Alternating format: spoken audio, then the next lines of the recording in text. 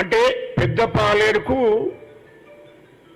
KCR ticket ఇచ్చి మరి పెద్దపల్లి పార్లమెంటులో నిలబెట్టాడు, చెన్నూరులో నిలబెట్టాడు. అంటే దొరగారు ఏది చెప్తే అది మాట్లాడవలసిందే పెద్దపాలేరు. అంటే గత 100 సంవత్సరం నుంచి చూసుకుంటే కూడా దొరలు పాలేర్లకు ఏం చెప్తే ఆ పని చేయవలసిందే. అందులో భాగమే బాల్క సుమను పాలేరు. మరి మాట్లాడేటప్పుడు నాలుకే అద్దులు పెట్టుకొని మాట్లాడితే బాగుంటుంది. రాష్ట్ర ప్రభుత్వాన్ని మాట్లాడినట్టే ముఖ్యమంత్రిని మాట్లాడినవంటే రాష్ట్ర ముఖ్యమంత్రి మీద నువ్వు ఇష్టం వచ్చినట్టు మాట్లాడి నీవు ఇష్టం వచ్చినట్టు వ్యవహరిస్తే ఇక్కడ ఊరుకోరు.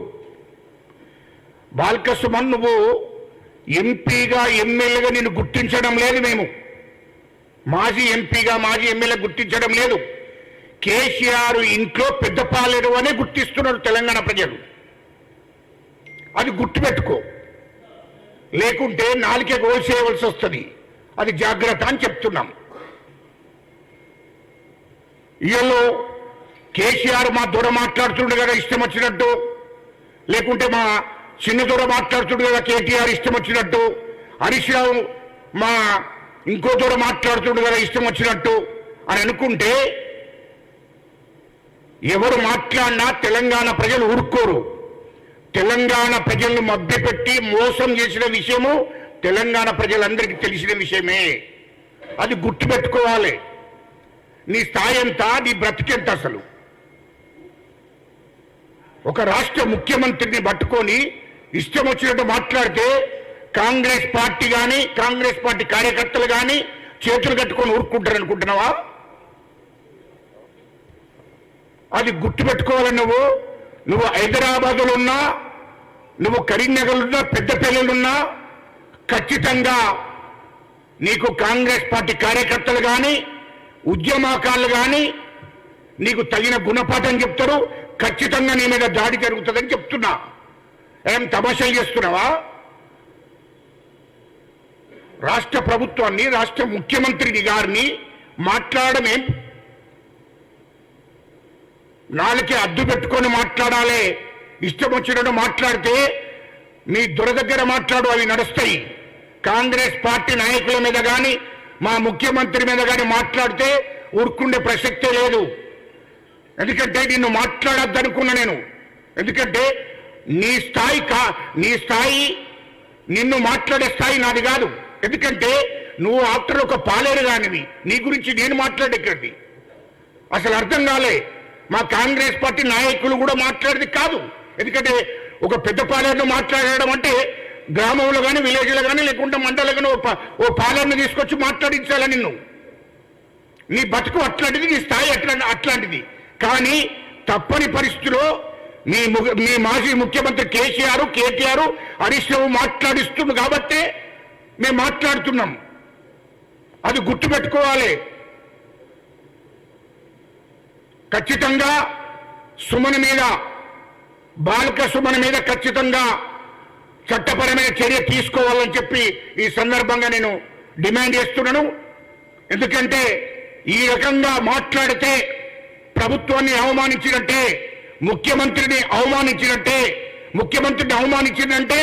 తెలంగాణ రాష్ట్ర ప్రజలు ఎన్నుకున్నటువంటి ముఖ్యమంత్రిని అవమానించినట్టు కాదు, తెలంగాణ ప్రజలను కూడా అవమానించినట్టే. ఎందుకంటే ప్రజలతోని ఎన్నుకోబడ్డాడు ముఖ్యమంత్రి. ముఖ్యమంత్రిని అవమానించడం అంటే ఏంటి? తెలంగాణ ప్రజలను అవమానించినట్టే కదా. కాబట్టి మీరు మాట్లాడే ముందు కొంచెం ఆలోచించి మాట్లాడాలంటున్నా.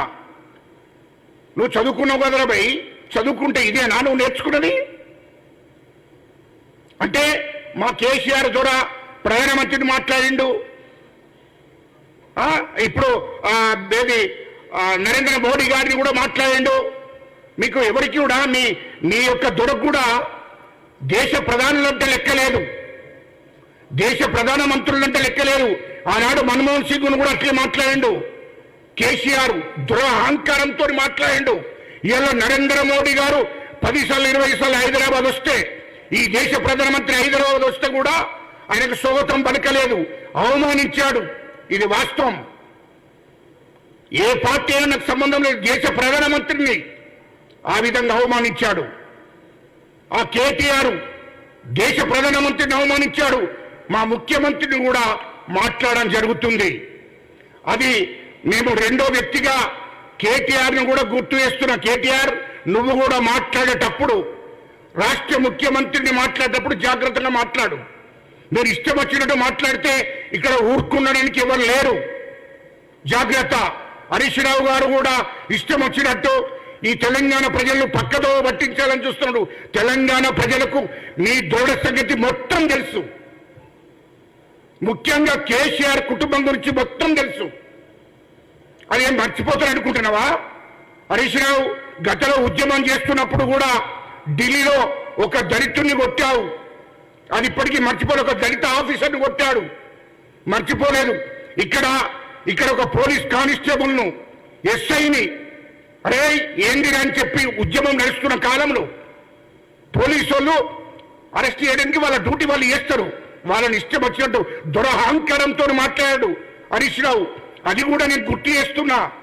కేటీఆర్ కూడా ఒక సిఐని పట్టుకొని, ఒక ఏసీపీని పట్టుకొని, ఏందిరా రికార్డు ఉంది, అంతా మీడియాలో రికార్డు ఉంది. ఇష్టం వచ్చినట్టు ఒక బీసీ ఏసీపీ, ఒక దళిత సిఐని వీళ్ళు ఇష్టం వచ్చినట్టు మీరు గత ఉద్యమం నడుస్తున్న కాలంలో కూడా దురహంకారాన్ని చూపించారు మీరు. అది గుర్తు చేస్తున్నా నేను. ఇప్పుడు కూడా మీరు ఇష్టం వచ్చినట్టు అమర్యాదగా రాష్ట్ర ముఖ్యమంత్రి గారిని, దేశ ప్రధానమంత్రి గారిని, సోనియా గాంధీ గారిని, ప్రియాంక గాంధీ గారిని మీ కుటుంబం మాట్లాడుతుంది. అది మానుకోకపోతే ఇక మీరు చెప్పడం, ప్రెస్ మీట్లు పెట్టడం కాదు, మీ ఇండ్లు ముట్టడించడం జరుగుతుంది. ఇది రెండోసారి చెప్తున్నా. ఇది ఇప్పుడు ఆచరణలో జరుగుతుంది అని చెప్తున్నా. మీరు మా తెలంగాణ ప్రజల గురించి మాట్లాడవలసిన అవసరం లేదు. తెలంగాణ ప్రజలను మభ్యపెట్టి మోసం చేసి 10 ఏళ్ళు ఈ రాష్ట్రాన్ని పరిపాలించారు. ఇది వాస్తవానికి తెలంగాణ రాష్ట్రం ఇచ్చింది, తెలంగాణ తల్లి సోనియా గాంధీ ఇచ్చింది ఇక్కడ ఉన్నటువంటి ఎస్సీ, ఎస్టీ, బీసీ మైనార్టీల కోసం, ఇక్కడ ఉన్నటువంటి 95% ఉన్న ప్రజల కోసం ఇచ్చింది తెలంగాణ రాష్ట్రం. అట్లాంటి రాష్ట్రాన్ని మీరు సొంతం చేసుకొని తెలంగాణ రాష్ట్ర ప్రజలను మోసం చేశారు. ఇది వాస్తవాలు. ఎందుకంటే ఇవాళ ఏమంటుండ్రు హరీష్ రావు, మేము 2004లో రాజీనామా చేసిన. ఏంటికి రాజీనామా చేసిండ్రు? ఏంటికి రాజీనామా చేసిండ్రు? అప్పుడు వైఎస్ రాజశేఖర రెడ్డి ప్రభుత్వంలో హరీష్ రావును, నరసింహారెడ్డి గారు మంత్రులు ఎందుకు తీసుకున్నారా? తెలంగాణ రాష్ట్రం వచ్చేదాకా మీకు నిజంగానే తెలంగాణ రాష్ట్రం సాధించిన లక్ష్యం మీకుంటే మీరు ఎమ్మెల్యేగా ఎందుకు పోటీ చేశారు?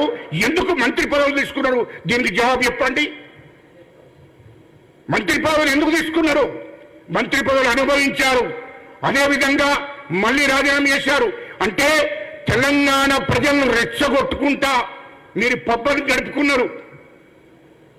ఈ రాష్ట్రంలో తెలంగాణ ప్రజల సెంటిమెంట్ను వాడుకున్నారు. ఇవాళ మేము రాజీనామా చేసుకున్నారా? మరి మేము తెలంగాణ రాష్ట్రం వచ్చేదాకా మేము పోటీ చేయమనుకున్నారా? కొండ లక్ష్మణ్ బాపూజీలాగా కాదు కదా. మీరు రాజీనామా చేసుడు, పోటీ చేయడం, రాజీనామా చేసుడు. నువ్వు హరీష్ రావు నువ్వు రాజీనామా చేస్తావు, పోటీ చేస్తావు. కేసీఆర్ రాజీనామా చేస్తాడు, పోటీ చేస్తాడు. కేటీఆర్ రాజీనామా చేస్తాడు, పోటీ చేస్తాడు. మీ ఎమ్మెల్యే రాజీనామా చేస్తాడు, మళ్ళీ పోటీ చేస్తాడు. ఏమిటికయ్యా అంటే తెలంగాణ ప్రజలను రెచ్చగొట్టడం కోసం మీరు రాజీనామా చేసుకుంటా మళ్ళీ 2 నెలల్లో మళ్ళీ ఎమ్మెల్యేలు అవడం. ఇది మీరు త్యాగాలు చేసింది. త్యాగం అంటే ఏంటి? త్యాగం అంటే ఏంటి?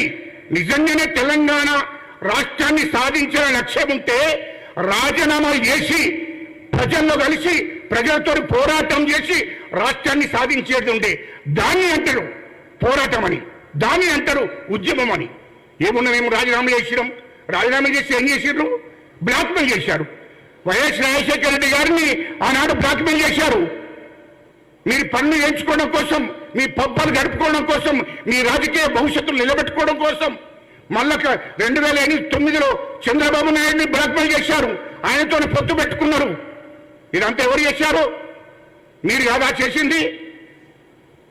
అంటే ఈరోజు తెలంగాణ ప్రజలను ఏ శత విధాలుగా మీరు రెచ్చగొట్టుకుంటూ అనేక ప్రయత్నాలు కొనసాగించారు.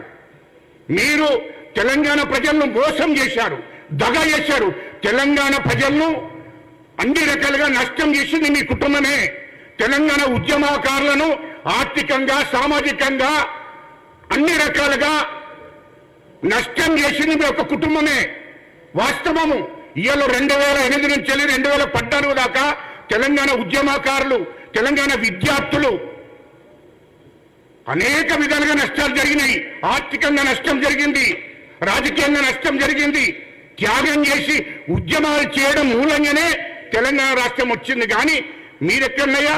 మీరు ఎక్కడ ఉద్యమాలు చేశారో చెప్పండి, ఎక్కడ జైల్లో ఉన్నారో చెప్పండి. అది లేదు. కేసీఆర్ ఒక్కనాడన్న పార్లమెంట్లో కూర్చుండి తెలంగాణ రాష్ట్రం కావాలని కోరిందా? మరి లేదే. తెలంగాణ రాష్ట్రం సోనియమ్మ మిమ్మల్ని చూసి ఇచ్చారా?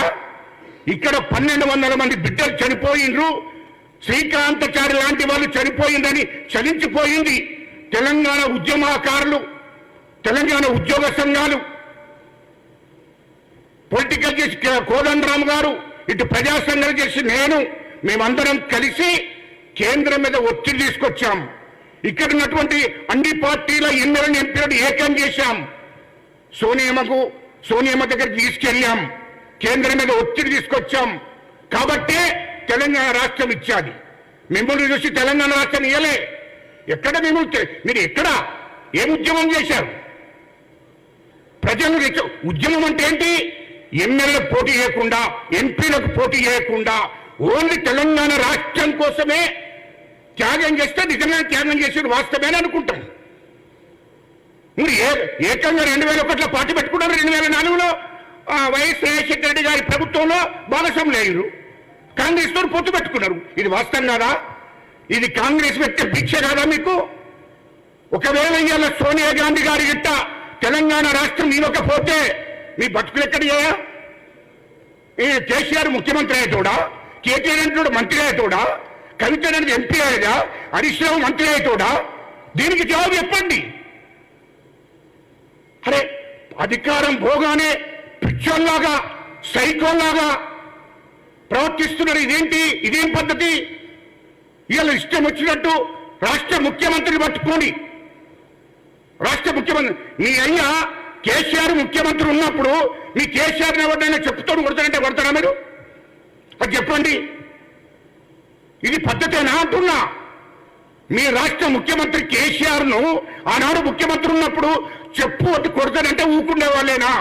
అది చెప్పండి అంటున్నా. అమర్యాదగా మాట్లాడడం మానుకోవాలి. ఇకనైనా చదువుకున్నారు కదా. ఆనాడు దళితులను, గిరిజనులను, అణగారిన కులను అణిసివేసినట్టు కాదు ఈరోజు ప్రజాస్వామ్యం ఈ దేశం, ప్రజాస్వామ్యం ఈ రాష్ట్రం దొరలు కబ్జా చేసినట్టు రాష్ట్రాన్ని ఇలా విముక్తి అయింది. మిరియాలో తెలంగాణ రాష్ట్రము మీ నలుగురు చేతుల్లో ఉండే ఆ రాష్ట్రాన్ని విడిపించుకోవడం జరిగింది. నిజమైన తెలంగాణ ఈ రోజు వచ్చింది. 2023 డిసెంబర్ 3 తారీఖు నాడు అసలైన తెలంగాణ వచ్చిన రోజు. తెలంగాణ ప్రజలకు ఎంత మోసం చేశారంటే తెలంగాణ ప్రజలను నమ్మించి మోసం చేశారు. ఎవడి పాలైంది తెలంగాణ? తెలంగాణ మీకోసం వచ్చిందా? ఇయ్యలో పచ్చి అబద్ధాలు ఆడారు కేసీఆర్ గారు. ఉన్న వాస్తవాలు బయట పెడితే మీరు ఉరిపెట్టుకొని వస్తారు. మేము బయట పెట్టదలుచుకుంటే ఆనాడు మాజీ ముఖ్యమంత్రి కేసీఆర్ మాతో మాట్లాడిన మాటలేంటి? ఈ తెలంగాణ రాష్ట్రం వస్తే బీసీలు, ఎస్సీలు, ఎస్టీలు అందరూ భాగస్వాములు అవుతారని చెప్పారు. ఎవరిని భాగస్వామ్యం చేసింది నీ ప్రభుత్వంలో? నీ ప్రభుత్వంలో ఎవరు భాగస్వామ్యం చేశారు? ఇయ్యలో తెలంగాణ ఉద్యమానికి సంబంధం లేనటువంటి ద్రోహులను మీ క్యాబినెట్ లో పెట్టుకున్నారు. అది తెలంగాణ ప్రజలు గమనించలేదనుకుంటున్నారా? ఇయ్యలో ఎవరు? దయాకర్ ఎవరు, శ్రీనివాస్ యాదవ్ ఎవరు, వీళ్ళందరూ ఎవరు? మీ దాంట్లో దాదాపు 70% మీ క్యాబినెట్లో తెలంగాణ ఉద్యమానికి సంబంధం లేనటువంటి వాళ్ళు. ఇలా మీరంతా నీతులు చెప్తున్నారేంటి? నాకు అర్థం కాలే. నీతులు చెప్తున్నారు. ఇది మానుకోవాలని చెప్తున్నా. కేటీఆర్ గారికి, కేసీఆర్ గారికి, హరీష్ రావు గారికి చెప్తున్నాం ముఖ్యంగా. ఎందుకంటే మీరు ఆనాడు మాతోని చర్చలకు వచ్చినప్పుడు, బీసీలు, ఎస్సీలు, ఎస్టీలు శ్రీకృష్ణ కమిటీకి రిపోర్ట్ ఇచ్చినప్పుడు, మమ్మల్ని బతిలాడినప్పుడు, మాతో మాట్లాడినప్పుడు అనేక మాటలు చెప్పారు. కానీ తెలంగాణ ఉద్యమ నాయకులను కూడా మోసం చేశారు మీరు. ఇది వాస్తవం. వాస్తవాలు బయటకు వస్తాయి. అరే 50-60 రోజులు కాలే కాంగ్రెస్ ప్రభుత్వం వచ్చి, 50-60 రోజులు కాలే రాష్ట్రానికి, ఈ రాష్ట్రంలో ప్రజలు ప్రశాంతంగా ఉన్నది. 60 రోజులకే అంత ఆగమవుతున్నారు ఎందుకు? ఓ దిక్కు కవిత ఆగమవుతుంది, ఓ దిక్కు కేటీఆర్ ఆగమవుతున్నాడు, కేసీఆర్ ఆగమవుతున్నాడు, హరీష్ రావు ఆగమవుతున్నాడు, మొత్తం కుటుంబమే ఆగమవుతుంది. తెలంగాణ ప్రజలు కానీ, తెలంగాణలో నాయకులు కానీ ఎవరు ఆగమవుతలేరు. ఒక మీ కుటుంబ సభ్యులే ఆగమవుతున్నారు. అంతా కన్ఫ్యూజ్ అయిపోతున్నారు, సైకో లెక్క ప్రవర్తిస్తున్నారు. ఇది కాదు, ఇది మీ సొత్తు కాదు. ప్రజలకు తెలుసు, ప్రజలు నిర్ణయిస్తారు.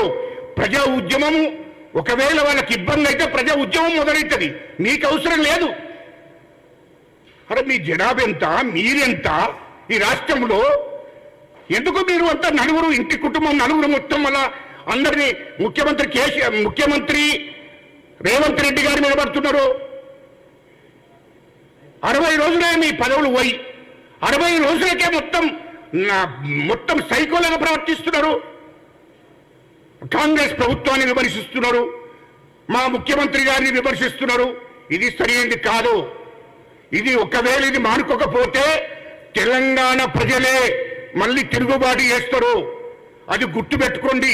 మీరు ఇష్టం వచ్చినట్టు ప్రాజెక్టు గురించి మాట్లాడుతున్న హరీష్ రావు సిగ్గన్ను ఉన్నది అవయనికు 60 రోజులే, 50-60 రోజులు అవుతుంది ప్రభుత్వం ఏర్పడి. అన్ని చదువుతున్నారు. ఇంకా ఏం జరిగింది అనేది. లక్షల కోట్లు అప్పు వేసిపోయినరు, 6 లక్షల కోట్లు అప్పు వేసిండ్రు. రాష్ట్రంలో రాష్ట్ర బడ్జెట్లో రూపాయి లేకుండా వేసి దిగిపోయినరు. దాన్ని చదువుతున్నారు. ఇప్పుడే ఆలోచిస్తున్నారు ఏం చేయాలి ప్రజలకు అని. 60 రోజులన్నీ ఎంత ఆగమేయడం ఏంటి అర్థం కాలేదు. అందుకోసమనే ఇవన్నిటి కూడా మేము మా ప్రభుత్వం ఆలోచిస్తుంది. ఖచ్చితంగా తెలంగాణ ప్రజలు ఆలోచిస్తున్నారు. మీరు తొందర పడకండి. ఒకవేళ మీ నలుగురు గిట్ట, మీ ఇంటి నలుగురు, కేసీఆర్ కుటుంబానికి సంబంధించిన నలుగురు గిట్ట ఇష్టం వచ్చినట్టు మాట్లాడడం మొదలు పెడితే ఖచ్చితంగా మీ ఇంట్లో ముట్టడిస్తాం. ఖచ్చితంగా ఇది మీడియా ద్వారా మీకు చెప్తున్నా. ఖచ్చితంగా మీ ఇంట్లో ముట్టడించి ఈ రాష్ట్రం నుంచి తరిమేసే రోజులు వస్తాయి. అది గుర్తుపెట్టుకోండి. చేతులు కట్టుకొని లేము, చేతులకు గాజులు వేసుకొని లేము. అది గుర్తుపెట్టుకో. ఇది హరీష్ రావు గారికి చెప్తున్నా, కేటీఆర్కి చెప్తున్నా, జాగ్రత్త. మీరు ఇష్టం వచ్చినట్టు మాట్లాడితే పాడడానికి కాంగ్రెస్ పార్టీ సిద్ధంగా లేదు. కాంగ్రెస్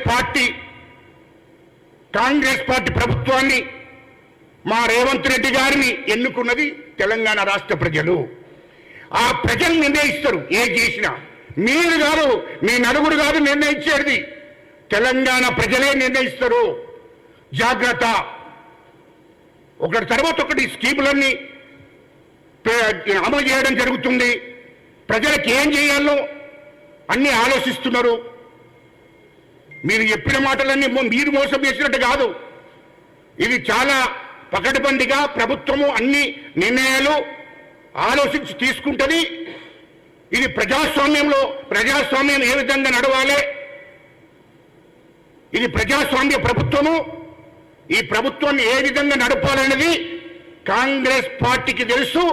కాంగ్రెస్ ప్రభుత్వం ఉన్నట్టు మా ఎమ్మెల్యేలకు, మా ఎంపీలకు, మా మంత్రులకు, మా ముఖ్యమంత్రి గారికి తెలుసు. ఇది మీరు చెప్పవలసిన అవసరం లేదు.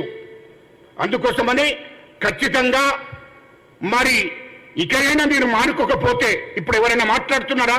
ఒక్కసారి చూడండి. ఎవరన్నా ఈ రాష్ట్రంలో మాట్లాడుతున్నారా? కేటీఆర్, హరీష్ రావు, కవిత, అలపేట పాడారంటూ నిన్న మాట్లాడాడు. ఇంకా బయట వాళ్ళు ఎవరైనా మాట్లాడారా? ఎవరు లేరు, మాట్లాడడం లేదు. ఎందుకు మాట్లాడలేదు? కాంగ్రెస్ ప్రభుత్వం ఏర్పడి 60 రోజులు అవుతుంది. తెలంగాణ ప్రజలు విముక్తైన రోజు. ఇయలో సోనియా గాంధీని మోసం చేశాడు కేసీఆర్, తెలంగాణ ప్రజలను మోసం చేశాడు. రాష్ట్రం ఏర్పాటైన వెంటనే వాళ్ళ అధికారంలోకి వచ్చారు, మళ్ళీ 100 సంవత్సరాలు వెనక్కు నెట్టేశాడు తెలంగాణ రాష్ట్ర ప్రజలు. ఇయలో 1000 కోట్లు సంపాదించుకున్నారు, తరతరాలు బతికేంత ఆస్తులు సంపాదించుకున్నారు కేసీఆర్ కుటుంబం. మీరు కాంగ్రెస్ ప్రభుత్వానికి నీతులు చెప్తే వినడానికి సిద్ధంగా లేదని చెప్పి ఈ సందర్భంగా నేను తెలియజేస్తున్నాను. ఖచ్చితంగా జరగబోయే పరిణామాలకు వాళ్ళ కుటుంబమైన బాధ్యత వహించాలని చెప్పి మరి ఈ సందర్భంగా నేను తెలియజేస్తూ ముగిస్తున్నాను.